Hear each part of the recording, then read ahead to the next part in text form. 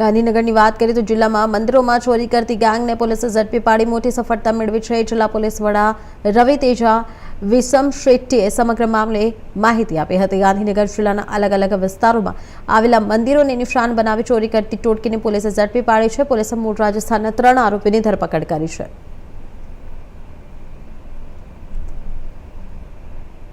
जुंडाल गाम में गरफोड़ करवानी प्रयास करता एक टोलकी ने लोकल पब्लिक द्वारा रोकवामां आवेल छे अने रोकीने पछी पुलिस में इन्फॉर्म करवामां आवेल छे।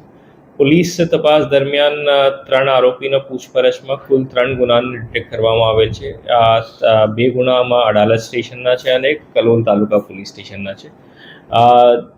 पब्लिक જ્યારે આ લોકોને રોકા આ ટાઈમે પોલીસ પહોંચી અને પાસે જો મુદ્દામાલ હતી 20,000ની આ ચોરી કરવાની કોશિશ કરતા હતા जुंडाल મંદિરમાંથી આ 20,000 મુદ્દામાલ પોલીસ રિકવર કરવામાં આવે છે। એનો ભૂતકાળનો ઇતિહાસ કઈ છે, કેટલા ગુનાઓ નોંધાયેલા છે, તપાસમાં બહાર આવ્યું। આ ત્રણેય લોકો એક દિનેશ મીના, એક જીવાભાઈ મીના અને રાકેશ મીના આ ત્રણે રાજસ્થાનના છે। આમાં દિનેશ મીનાની વિરુદ્ધ પહેલા 7 ગુના દાખલ કરવામાં આવેલ છે।